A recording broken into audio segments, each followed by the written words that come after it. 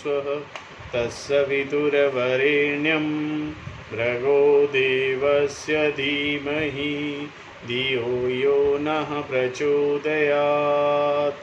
ओम शांति शांति शांति।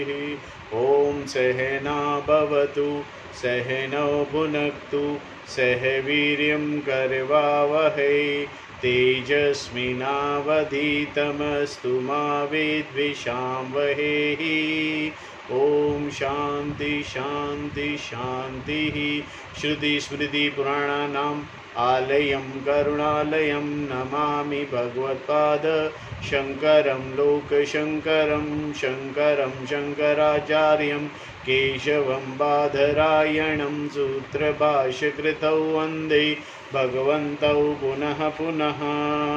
ॐ त्वमेव माता च पिता त्वमेव त्वमेव बन्धुश्च सखा त्वमेव त्वमेव विद्या द्रविणं त्वमेव त्वमेव सर्वं मम देव देव। ओम गुरुदेव भगवान शिव शंकर भोलेनाथ कैलाशपति महाराज की जय हो। भगवान व्यास जी महाराज की जय हो। शंकराचार्य भगवान की जय हो। स्वामी चिन्मयानंद भगवान की जय हो। स्वामी दयानंद भगवान की जय हो।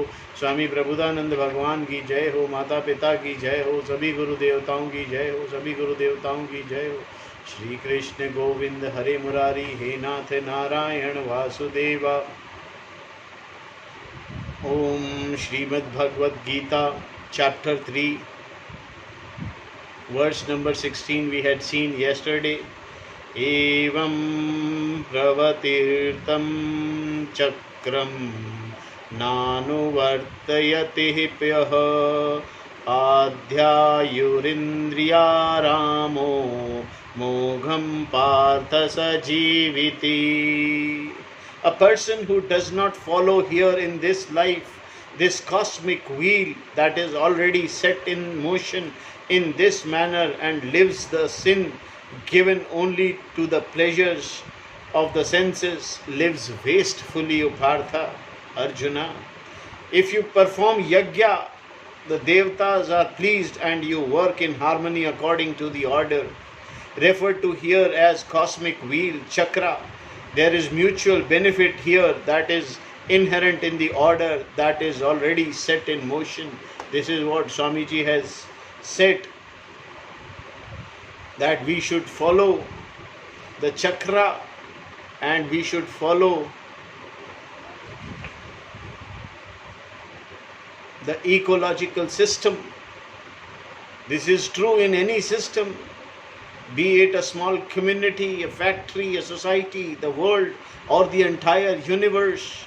The same psychology, the same law applies and is all that ecology is about. Live and let live, and recognize what the contribution is. This is what makes a person sensitive. Such a person is not an ordinary person, and it is here that one's attention is to be drawn. Ecology starts with one person, and that person is you. It never starts with someone else. It is you who have to start, you who have to do all the things which ecology requires. Whenever you count yourself first. Counting yourself first is not selfishness, as we shall see in verse number 17 now, today. There is nothing to be done for one who ever delights in the self. Yastvatamaratireva syad atmatraptascha manavah atmanayeva cha santushtastasya karyana vidyate. Tu, whereas yah manavah, the person who atma rita eva, delights in the self alone, atma traptacha, and is satisfied with the self, atmani eva, in the self alone, santushtacha, and is contented. Syata would be tasya, for him, karyam, work to be done, na vidyate, does not exist. Whereas for the person who is delighted in the self, who is satisfied with the self-content in the self alone, for him there is nothing to be done. If karma has to be done in order to keep the cosmic wheel going, does everyone have to perform it? And since some people do gain moksha, does it mean that karma becomes the way to moksha and knowledge has nothing to do with it? Krishna has already said that Karma Yoga does not produce moksha directly. Therefore, he had to address this doubt here. If karma were the means for moksha, then everyone would have to do karma only as yoga. But karma yoga is not the means for moksha, let alone the only means. It is means for antahkaran shuddhi, purification of the mind. Janana is the only means. Jnana is the only means for moksha. Jnana is the only means for moksha. Meaning there is no kartavya. There is nothing that has to be done. If knowledge is the means for moksha and the person gains that knowledge, then there is nothing else for him or her to do. There is no kartavya because the person is not bound by any karma. Knowledge having destroyed the doer, without the doer no action is done. Knowledge destroys doership completely.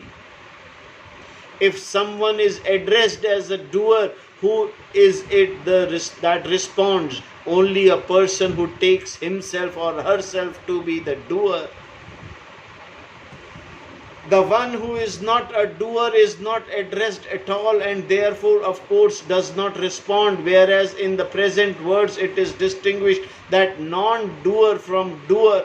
Shankara calls the non-doer Sankhya here, meaning one who has self-knowledge.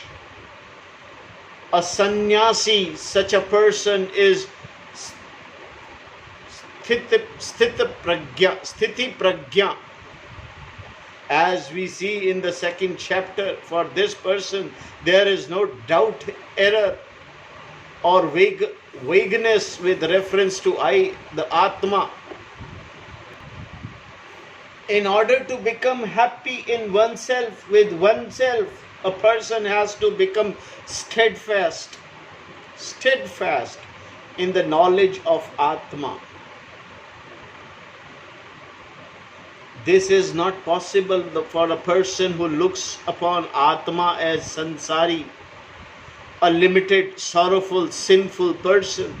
The moment such a person thinks of himself or herself, he or she is unhappy because Atma is looked upon as a doer and an enjoyer, as one who has limited knowledge, an imperfect person, a sinner, and so on. Because one cannot be happy in the Atma, the person has to look towards something other than the self and must manipulate the world or the mind in order to gain even a small degree of happiness.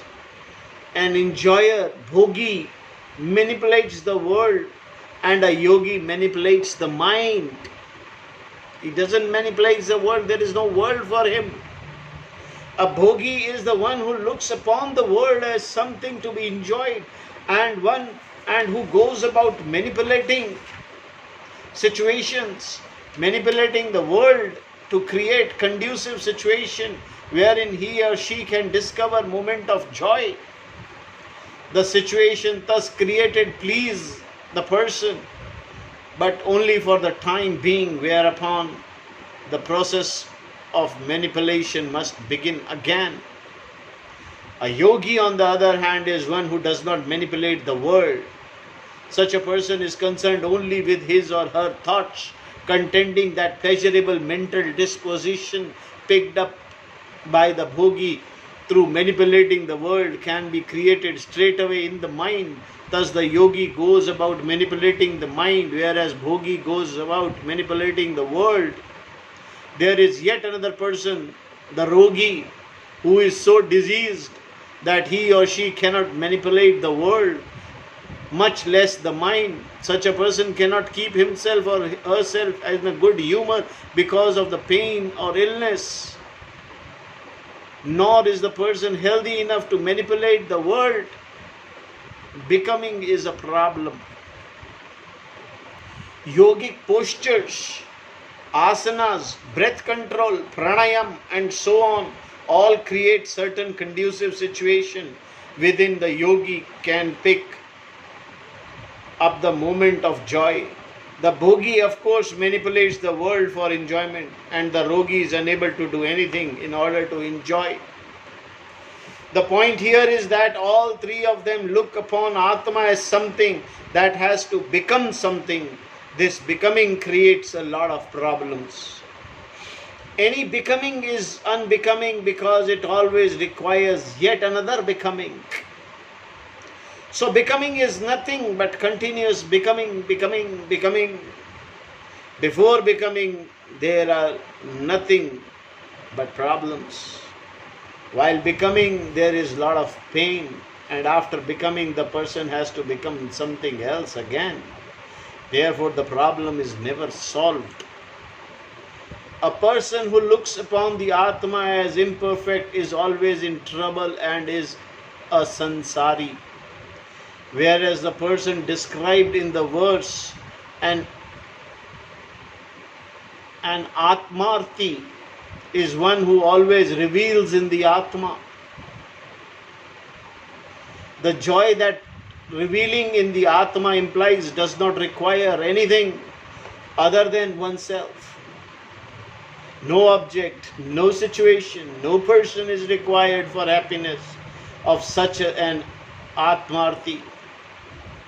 This means that self cannot be imperfect, that it is very essence of happiness and fullness. If the essence of Atma happens to be the fullness, Puran Swarupa, Purna Swarupa, and if this is known to a person, then he or she is one who is steadfast in the knowledge of oneself, Atma Jnana Nishtha. In order to be happy with oneself, one has to have knowledge. Jnana of Atma is fullness. Generally, one who picks up a moment of joy does so with reference to some object or situation, either outside in case of bhogi or inside in case of yogi. The only difference between the two is that yogi does not require any tool except oneself or herself. A yogi's raw material is an agitated mind. If this is there, yoga, which is a discipline, can be practiced. If the mind is not agitated, yoga is not required at all. Thus, the yogi's joy is also with reference to an object, the mind, even though it is not available to the senses. In order to be a person whose joy is in Atma, one has to be awake to the Atma. The person who is steadfast in the knowledge of oneself and Atma Jnana Nishtha is one whose happiness is within oneself and not internal or external objects. Krishna also described this person as Atma Tripta, one whose satisfaction is oneself. Nothing more is required of person to be satisfied. Everyone wants to be satisfied only. This is not satisfying at all, we say. And then we continuously seek situations that will satisfy us. And Atma Tripta, however, discovers joy in Atma, in the self, and thereby satisfy himself with or herself with the self alone. Generally, we satisfy ourselves with something else, But here with the knowledge of Atma, the person is satisfied with oneself. Happiness is with the self alone. People pick up the moment of happiness when an external object desirable to them is gained. Whereas for Atma Jnana Nishtha, not being dependent on the gain of an external situation or object, happiness is with the self alone. This means that the person is free from any longing to be secure, to be happy, and is therefore a sarva karma sannyasi, a jnani, one who looks upon himself or herself not as a doer or an enjoyer, but as pure consciousness, that is Atma. For this person there is no karma to be done. He is happy with himself. Atmani eva santushtha. For a person who already has this knowledge, the Veda with all enticing words is an useful as well as a well. When a well itself is under water, a person who already has this knowledge, the Veda with all its enticing words is as useful as well as a well when the well itself is under water. The wise are in no way enjoyed by the Vedas to do anything. There is an important point of clarification, since Veda prescribes daily and occasional rituals in such a way that people think there is no way for anyone to escape them. It is true that everyone performs action, even a jnani, but the jnani does not look upon himself or herself as a doer. For such a person there is no doership, and therefore the Veda does not enjoin any action. The jnani is not even addressed in the fact. Only a jnani, one who looks upon himself or herself as a doer, is addressed. It is like calling someone by name, Rama, please come here. Or only Rama will come, Krishna will not come, nor will John. Similarly, it is only a jnani, the doer, who is being addressed by Veda. O doer, please perform this action. Only the person who looks upon himself or herself as doer is bound by a karma. Thus, karma yoga is not meant for a jnani, but for a ignorant. A jnani alone. Karma yoga is enjoyed for ignorant, because without it you cannot acquire the knowledge. Thus, karma yoga becomes the indirect means for gaining the knowledge, that is moksha. Here a doubt may arise. If knowledge of Atma can only be gained by an inquiry into pramana that gives this knowledge, why should I bother about karma yoga then? After all, karma yoga, it is not meant for knowledge. It is only the means for antakaran shuddhi. But can you inquire into the pramana and gain the knowledge if your mind is not prepared? The antakaran, the mind, is there where the knowledge has to take place. Thus, preparing the mind is necessary and is accomplished by karma yoga. This is why Krishna kept telling Arjuna to perform action. Karma kuru, karma karte raho. And again, this is why he told him that both the lifestyle, karma yoga and sannyasa or jnana yoga, are meant for moksha. The ritual of sannyasa can be performed for the sake of knowledge, but it does not mean that simply by taking sannyasa you will achieve naishkramya, actionless. Without knowledge, there is no naishkramya. Throughout the Gita, this was Lord Krishna's contention. In the next verse describes the person who knows that he or she is not doer. Now verse number 18. Naiva tasya kratenartho na krateneha kaschana न चास्य सर्वभूतेषु कश्चिदार्थव्यापाश्य tasya, for that person who reveals in the self. Iha, here in this world, kritin, by doing action, arthana, there is no purpose. Akritina, akritina, by not doing action. Kashchana, any purpose. No eva, indeed is not. Cha, and asya, for this person. Sarva bhuteshu, in all being. Kaschid atha vyapashraya, dependence on any being or anything. Na, is not. For that person who reveals in the self, there is indeed no purpose here in this world for doing or not doing action, nor does such a person depend on any being or any object whatsoever. We have seen that karma is performed either for a specific result or for antakaran shuddhi. The person being described in this and the previous verse does not require antakaran shuddhi, because without it he or she would not have acquired the knowledge that has made it possible to reveal in the Atma. Suppose the question is asked, how do you know the person has antakaran shuddhi? Then the response is because he or she has Atma Jnana Nishtha, firmness in the knowledge of the self. Then the next question could be, but suppose the person has Atma Jnana Nishtha and does not have Antakaran Shuddhi. Here we have to question ourselves as to what is it, what we really want.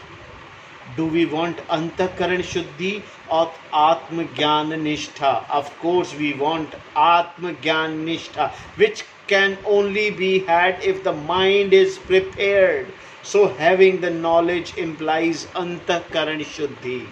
Karma either produces a result that is outside oneself, that is other than oneself, or karma is with reference to person's Antakarana.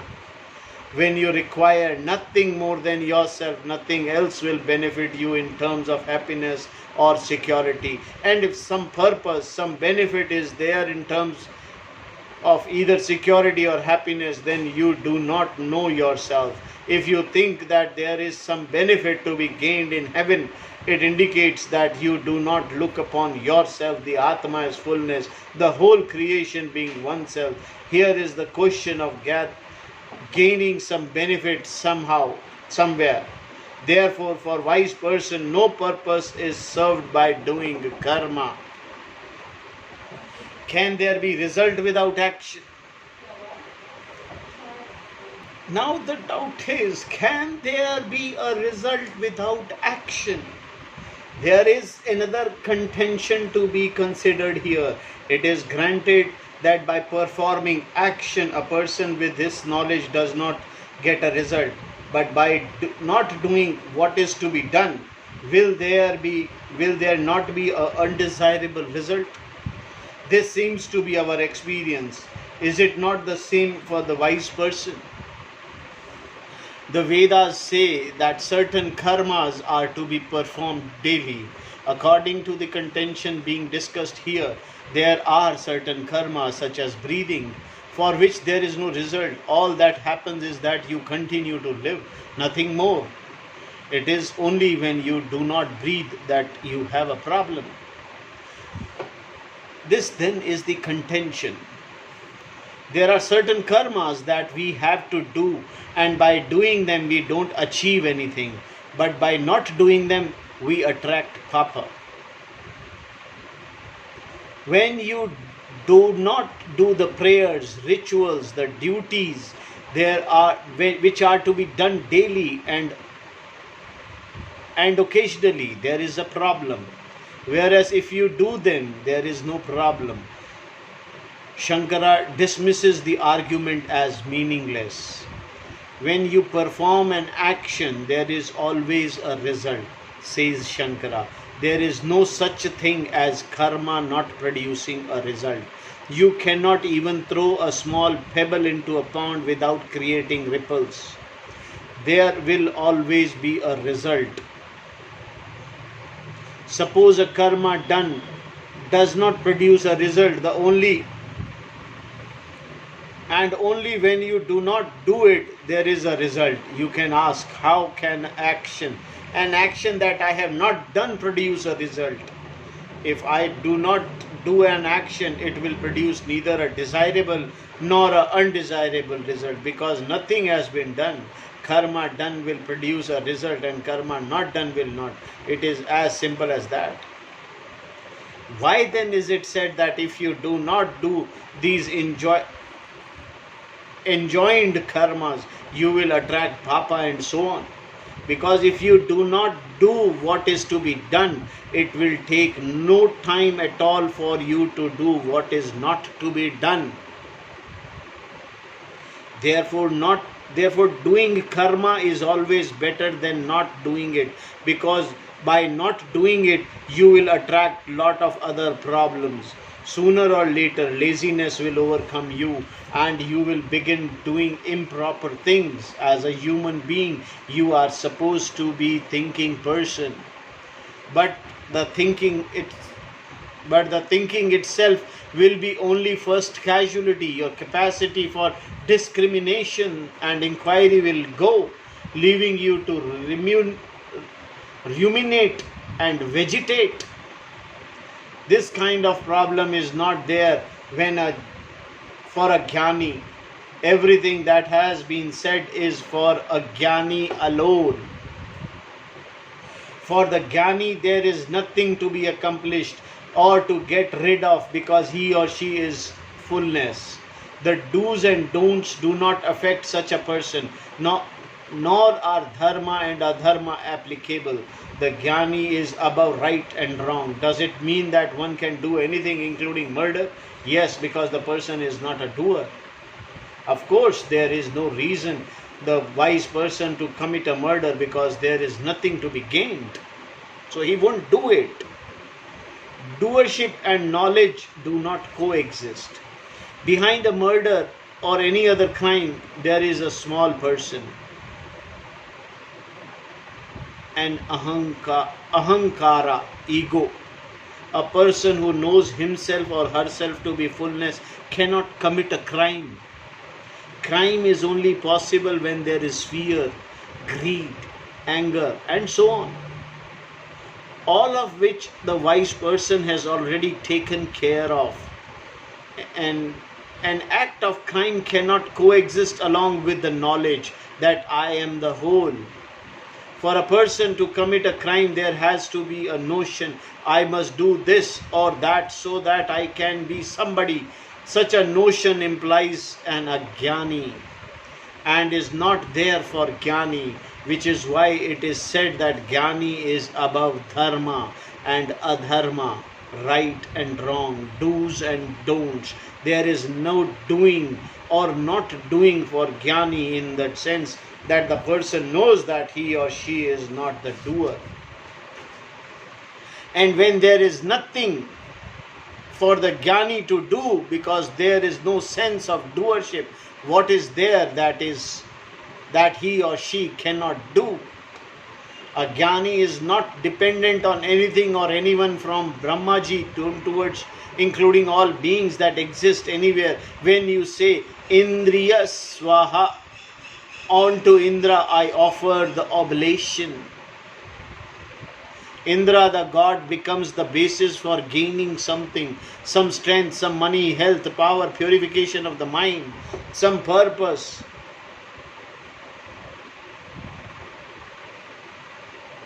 Aschida artha vyaparasya is served. For example, you can say that you are performing this karma for sake of knowledge, for sake of dispassion, vairagya. In order for this dispassion, the knowledge to grow in you, you are offering this prayer. This is all well and good, but it is still artha vyaparasya.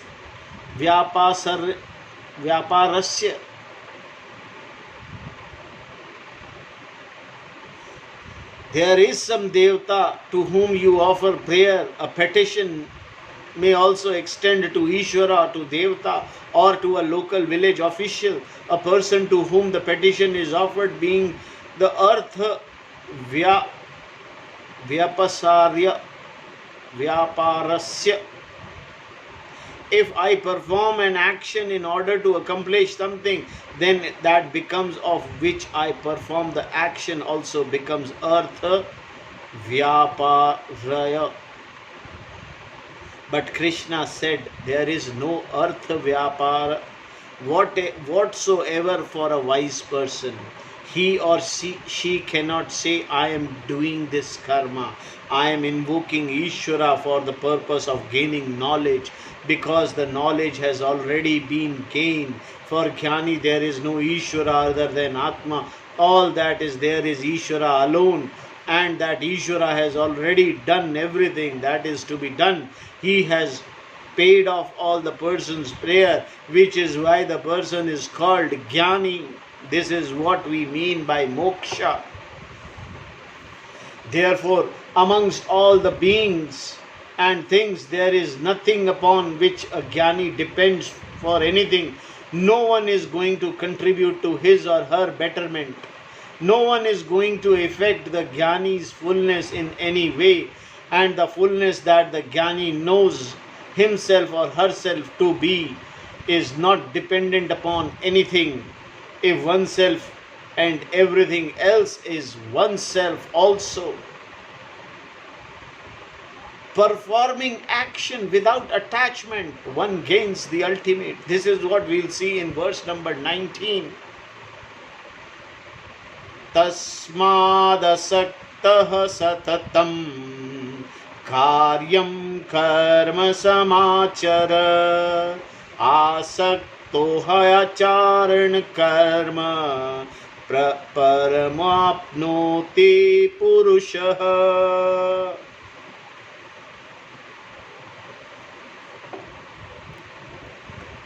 Tasmat, therefore, ashaktah, without attachment, asaktah, without attachment, satatam, always, karyam, there is to be karyam, there is to be done. What is to be done?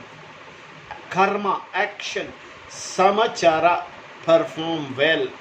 He, because asaktah, without attachment, karma, action, acharana, performing, purusha, person, parama, the highest, apanoti, attains. Therefore, always perform well the action that is to be done without attachment. Because by performing action without attachment, a person attains the highest.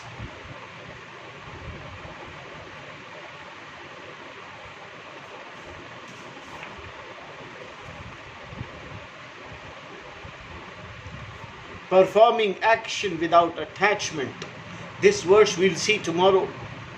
Om Tat Sat. Om Purnamadaha Purnamidam Purnat Purnamudashyate Purnasya Purnimadaya Purnameva Vasishyate. Om Shanti Shanti Shanti. Harihi Om Tat Sat. We'll see tomorrow verse number 19. Om Tat Sat.